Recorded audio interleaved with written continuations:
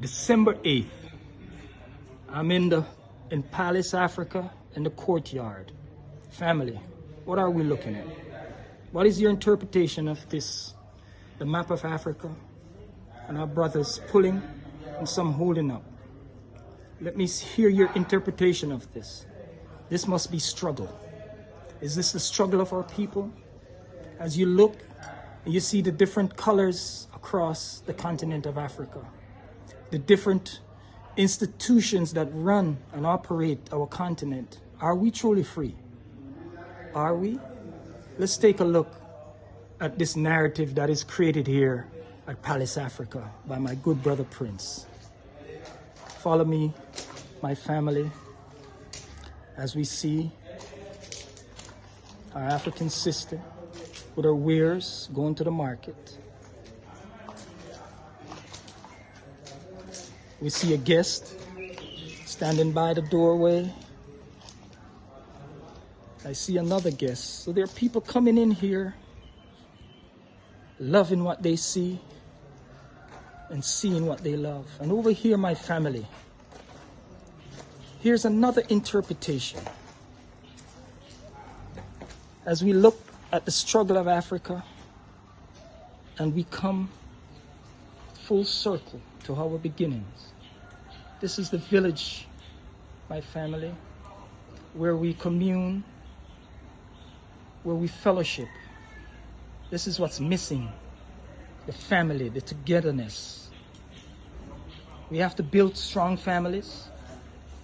As Brother Frederick Douglass said, it's easier to build strong children than to repair broken men. So family, we got to come back to the basic, come back to the family, come back to our ancestral root where it all began. Sankofa, got to go back to look forward.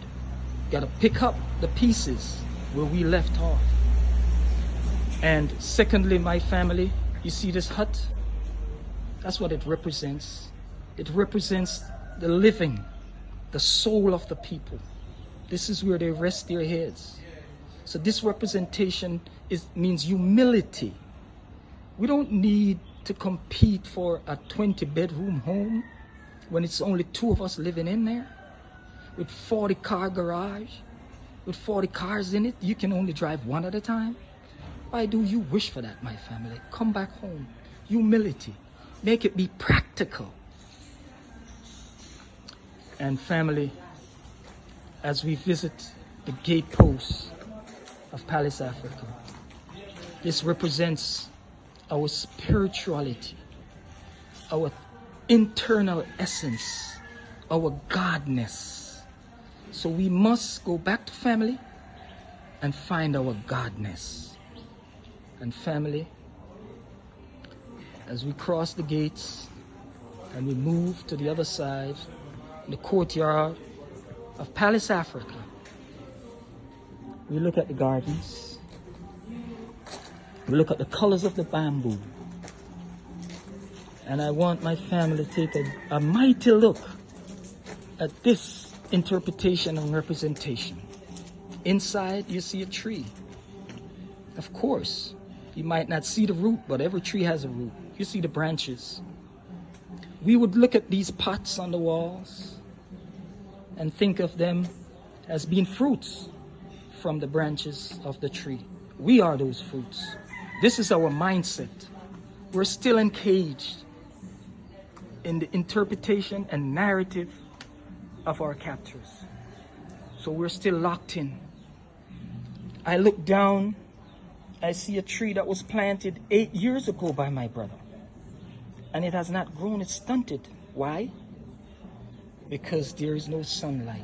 And maybe it also represents us as a people who are still in the mindset of the colonial masters. But as we looked, we see hope. And where's hope? The vine. Look at that vine.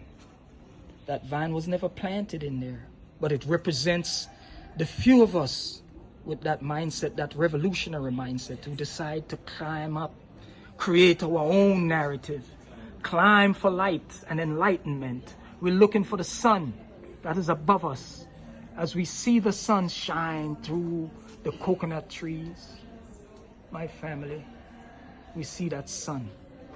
That is us returning to Mother Africa. This is our vine. As the vine crosses the bamboo and reaches out for enlightenment, for sustenance, reaching out to the gods, as we always reach out to the gods. So I ask you, family, look into yourselves. Take a deeper look. Nothing superficial. You got to think harder, think deeper.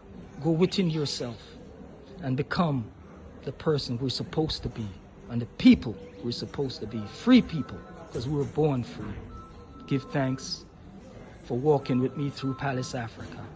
I thank you once again, family. Give thanks. Blessed love. Sila.